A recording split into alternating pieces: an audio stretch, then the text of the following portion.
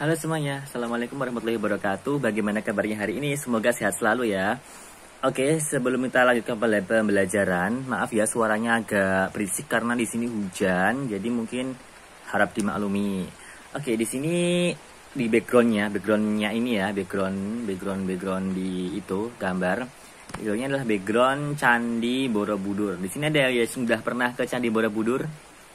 Ya, megah sekali ya kalau di Candi Borobudur tuh ya. Dari pengalaman saya waktu ke Candi Borobudur itu ketika pertama masuk tuh langsung kayak megah banget gitu ya. Masuk dari pagar depan itu deket loket. Itu masuk itu kayak terus masuk jalan ke arah candinya itu ya dari kejauhan tuh kelihatan candinya itu kayak megah banget. Bagus banget gitu ya.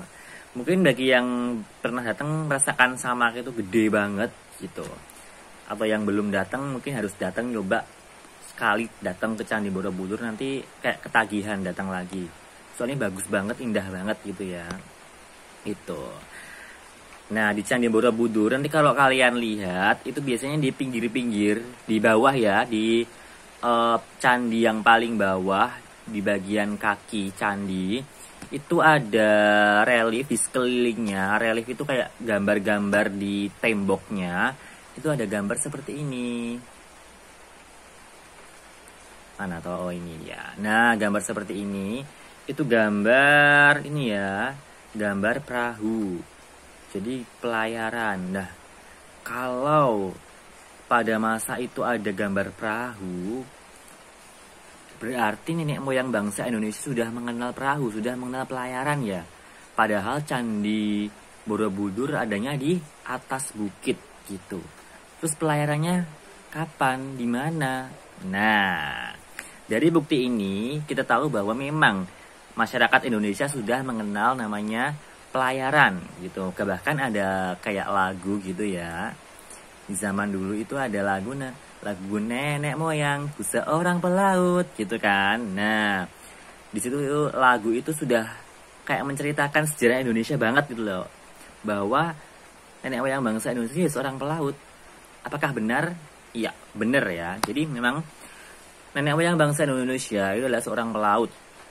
Nah, sebenarnya pada masa praaksara pun bangsa-bangsa praaksara, bangsa Austronesia, ras-ras Melanesia itu datang ke Indonesia itu sudah menggunakan namanya pelayaran gitu. Bahkan manusia purba di Indonesia pun sudah mengenal pelayaran gitu. Nah, kemudian diperkuat lagi pada masa Hindu-Buddha. Nah, masa Hindu-Buddha pun masyarakat juga lebih canggih dalam hal pelayaran. Ini ada bukti-bukti di sini, bukti-bukti bahwa masyarakat Indonesia sudah mengalami pelayaran, sudah memanfaatkan maritim. Dan nanti di sejarah kelas 2 nanti ada namanya sejarah maritim, di bagaimana hebatnya Indonesia yang bisa memanfaatkan laut gitu ya. Karena memang maritim itu bagian dari Indonesia gitu, dan negara Indonesia bisa besar karena disatukan oleh laut gitu. Banyak pulau di Indonesia disatukan oleh laut gitu. Nah, bahkan nanti di zaman pergerakan ya itu ada namanya deklarasi Juanda tentang deklarasi batas-batas laut di Indonesia, yang mana kayak jadi pelopor gitu ya, kayak pelopor bahwa Indonesia ini mempelopori bahwa batas negara itu tidak hanya daratan aja tapi juga laut juga. Hebat banget. Nanti di kelas 3 akan kita belajar itu ya, di kelas Juanda. Jadi bahkan sampai sekarang pun Ibu Puji Astuti memang sangat kuat banget. Jangan sampai ada kapal asing yang datang untuk menangkap ikan di Indonesia akan tenggelamkan gitu kan. Karena memang benar kekayaan Indonesia pun itu berasal dari lautnya. Kalau Indonesia mampu memanfaatkan laut, maka Indonesia akan menjadi jaya. Wah, keren banget kan Indonesia ini. Makanya sekarang kita nanti sebagai pemuda generasi penerus, kita harus bisa memanfaatkan maritim kita, pertahankan maritim kita. Karena bangsa ini yang besar adalah bangsa yang bisa memanfaatkan lautnya, maritim. Ini buktinya di sini. Di masa lalu contohnya di sini ya, ada kerajaan Majapahit, kita kenal adanya Sumpah Palapa.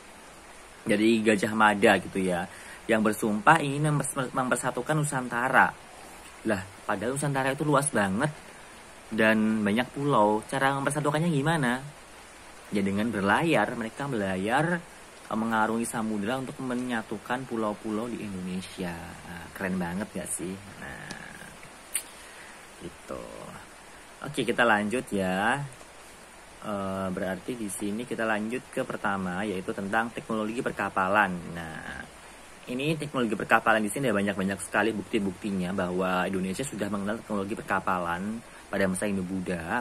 Ini ada di prasasti pertama ya, ada prasasti Bebetin dan prasasti si Sading. Di sini dikatakan ada profesi namanya undagi lancang sama palancang. Nah, undagi lancang sama palancang ini adalah profesi-profesi orang-orang yang membuat perahu pada masa itu. Nah, kurang lebih abad ke-9 ya itu ya berarti ya. Kemudian ada prasasti juga dalam prasasti Kedukan Bukit.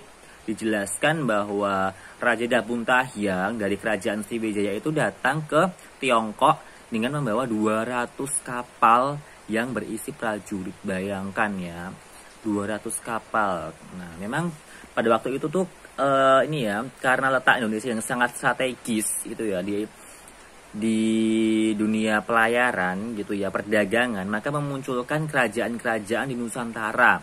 Kerajaan-kerajaannya pun juga sangat kaya-kaya gitu. Bahkan Sriwijaya, lihatlah, dia bisa membawa 200 kapal ke Tiongkok gitu. 200 kapal ke Tiongkok, keren banget gitu ya. Keren banget. Kemudian juga ada catatan Tiongkok yang memperkuat pendapat tersebut. Yang catatan Tiongkok ini isinya bahwa Sriwijaya membawa kapal dagang yang berukuran bobotnya itu 250 sampai 1000 ton dengan panjang 60 meter dan bisa mengangkut 1000 orang. Wah, keren banget ya di situ ya.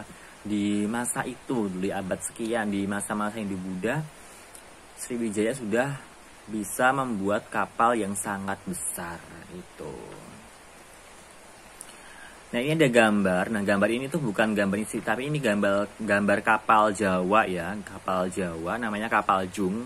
Mungkin saat ini juga masih ada ya kapal, sebutan kapal Jung ini masih ada. Nah, dulu itu terkenal banget di Jawa ada kapal Jung kayak yang ada di relief candi tadi ya, itu juga kapal Jung seperti ini.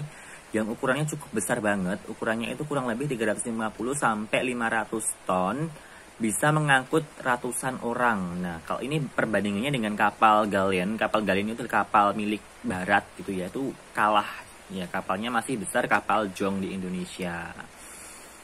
Nih, ini kapal Jong dalam relief candi seperti ini ya bentuknya. Nah, kemudian ini kapal Jong Jawa di masa sekarang di situ. Yang bawah ini adalah kapal perahu sekarang. Perahu lesung ya, ini. Nah, di sini ada 3 jenis kapal yang ada di Indonesia biasanya ya, yang digunakan di Indonesia namanya kapal perahu lesung. Ya, bentuknya memanjang, kecil kayak lesung itu. Kemudian kapal perahu bercadik dan perahu tanpa cadik. Cadik itu apa? Cadik itu ini loh yang ada di kiri kanan. Nah, kayak penyeimbang 2 itu namanya cadik ya. Jadi kebanyakan ciri khas perahu di Indonesia ada perahu bercadik itu. Tetapi ada juga perahu yang tanpa cadik ya. Ada juga. Nah, biasanya kalau perahu yang bercadik itu ada 2 jenis. Ada kalanya cadiknya itu 2 di sisi kiri dan kanan. Ada juga cadiknya 1 gitu. Seperti itu ya. Mungkin nanti juga ada kapal khas Indonesia yang kalian temui. Kalau kalian masih punya uang 100 kertas, nah itu ada kapal khas Indonesia. Apakah namanya kapal apa? Nah, bener ya, kapal Pinisipi itu kapal khas Indonesia yang ukurannya cukup besar gitu. Sebenarnya itu kapal Pinisipi itu kapal alkulturasi dari kapal barat juga ya. Nah, ada sejarahnya juga. Nanti kita akan bahas di sejarah peminatan kerajaan maritim gitu. Penasaran nggak? Oke. Di sini kemudian ada sistem angin juga. Jadi dalam pelayaran mereka memanfaatkan sistem angin. Ada angin darat dan angin laut. Nah, angin darat itu berhembus dari darat ke laut. Itu biasanya berhembus pada malam hari yang digunakan untuk para nelayan mencari ikan. Jadi berangkatnya malam hari gitu. Kemudian angin laut ini berhembus dari laut ke darat itu pada siang hari, digunakan untuk kembali ke rumah dari belayar gitu. Sampai sekarang juga masih seperti itu ya. Kemudian angin monsun atau angin muson, ini ada angin muson barat dan angin muson timur. Angin muson barat itu berhembus dari benua Asia ke Australia. Itu kurang lebih pada bulan Oktober sampai April. Nah, biasanya para pedagang India itu menggunakan angin muson. Angin muson barat ini untuk ini ya, dari benua Asia ke Australia, untuk berangkat ke Asia. Jadi untuk berangkat ke Indonesia, maaf. Jadi orang-orang India menggunakan angin muson barat untuk berangkat ke Indonesia gitu pada masa dulu untuk berdagang. Kemudian angin muson timur itu berhembus dari benua Australia ke Asia pada April sampai Oktober. Biasanya mereka, orang-orang India, mereka gunakan untuk kembali ke asal mereka dari berdagang di Indonesia, ambil barang bawaan, kemudian mereka kembali pada bulan April sampai Oktober dengan menggunakan angin muson timur. Kemudian juga mengenal teknologi kompas. Nah, sebelum kompas ada gitu ya, sebenarnya masyarakat Indonesia itu sudah mengenal namanya rasi bintang ya, arah menggunakan rasi bintang gitu. Jadi bagaimana, di mana tuh daratannya, di mana mereka harus kembali, itu udah tahu dari rasi bintang. Tapi dengan adanya teknologi kompas sangat memudahkan masyarakat Indonesia dalam mencari arah mata angin. Tuh, bahkan dengan adanya teknologi kompas ini pun berdampak pada Barat juga ya, terjadinya kolonialisme, imperialisme. Tuh, dampaknya besar banget kompas ini. Selanjutnya kegiatan perdagangan di Kepulauan Indonesia. Ini ada bukti-buktinya, bukti bahwa adanya perdagangan di Indonesia di kitab-kitab ini, kitab-kitab pada banyak kitabnya ya, kitab-kitab India ini, kitab Artasastra, Jataka, Mahanidesa, Ramayana, disebutkan ada negeri Swarna Bumi, negeri Swarna Rupiah Kadipwa, negeri Java, Java Dwipa. Nah, ini sebut-sebutan untuk pulau-pulau di Indonesia, sebutan untuk Sumatera, sebutan untuk Jawa, ini disebutkan di kitab-kitab itu. Jadi Indonesia itu sudah sangat terkenal sekali pulau-pulaunya ya, Pulau Akan Emas, negeri emas ya di Indonesia ini. Karena memang kayak Indonesia sangat luar biasa pada masa dulu ya. Bahkan disebut Sumatera itu adalah negeri emas gitu pada masa dulu itu, kerajaan Sriwijaya gitu, wah negeri emas di Sumatera. Jawa negeri emas juga kayak gitu. Jadi memang keren banget Indonesia pada masa itu, kaya banget ya, kaya banget dari sumber alamnya, dari batu mulianya, sangat kaya sekali. Bahkan di zaman-zaman kolonialisme, imperialisme terkenal banget ya. Nanti ada salah satu artikel yang menyatakan bahwa di masa kolonialisme itu Indonesia itu adalah penghasil gula terbesar, penghasil tebu, penghasil gula terbesar di dunia gitu. Keren banget memang Indonesia ini. Kemudian selanjutnya di situ disebutkan ada Claudius Ptolemeus menulis buku Guide to Geography yang menggambarkan daerah di kepulauan Indonesia seperti Barus, Sindai, Sibadibai, Labadiun. Itu adalah nama pulau-pulau di Indonesia, nama tempat di Indonesia disebutkan di situ. Nah, selanjutnya adalah hubungan dagang India dengan Indonesia. Di sini ada beberapa pendapat dari Van Leer. Van Leer menyatakan bahwa barang yang diperdagangkan dari Indonesia itu sangat bernilai tinggi sekali. Jadi barang-barang dari India itu berupa logam mulia, perhiasan, kain tenun, barang pecah belah, kerajinan, wewangian, kawat barus, ramuan obat yang dari Indonesia dijual ke India. Kemudian menurut Kodes itu orang-orang India itu minatnya sangat tinggi sekali pada kayu cendaya dan kayu gaharu karena bernilai jual tinggi jika dijual di India, Arab maupun Eropa. Kemudian rempah-rempah juga sama, bernilai tinggi sekali jika dijual di India ya. Di sini dijelaskan kitab Praguasma di tahun 400 Masehi, masyarakat India itu sudah mengenal namanya cengkeh, disebut dengan lavanga atau cengkeh dari Dwipantara atau Nusantara. Jadi memang sangat butuh sekali cengkeh sehingga mereka mengambilnya di Nusantara gitu. Terkenal banget ya. Padahal India itu juga rempahnya juga sangat terkenal, apalagi lada di India pun juga sangat terkenal ya. Tapi mereka masih membutuhkan cengkeh dari Indonesia. Tuh. Keren banget Indonesia pada waktu itu, kaya banget ya. Negerinya itu disebutkan Jawa Dwipa gitu, negeri emas.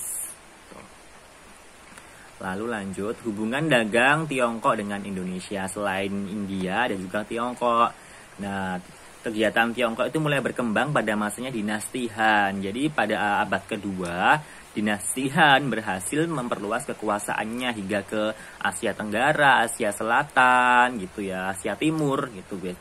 Asia Barat Daya, ke Arab juga. Jadi bisa berhasil memperluaskan daerah kekuasaannya dalam hal perdagangan gitu. Dan di abad kelima ya, tahun 1413 Masehi, catatan fashion bahwa Yehpoti itu bisa melakukan perjalanan ke Tiongkok. Yehpoti itu dari Jawa, jadi kerajaan Jawa itu bisa melakukan perjalanan ke Tiongkok. Kemudian pada abad kelima tahun 430 Masehi, ada utusan dari Holotan yang berasal dari Sepo. Ini jadi Sepo itu Jawa ya, Jawa. Holotan itu merupakan sebutan salah satu kerajaan di Jawa. Jadi utusan dari Jawa ke Cina, ke Tiongkok ya. Nah, adapun komoditi utama yang diperjualbelikan adalah kemenyan, kapur barus, kayu gaharu, dan kayu cendana. Oke, mungkin cukup sekian hari ini ya. Selesai untuk materinya video kali ini. Oh iya, tadi disebutkan kapur barus. Sebenarnya kapur barus itu apa toh ya? Kenapa kok dikatakan sebagai kapur barus dan bahannya itu apa? Silahkan cari di internet, lalu kita akan diskusikan di forum diskusi grup WA setelah ini ya. Jadi silahkan move ke grup WA untuk diskusi. Cukup sekian hari ini. Bila ada kekurangannya saya mohon maaf. Wassalamualaikum warahmatullahi wabarakatuh. Bye bye.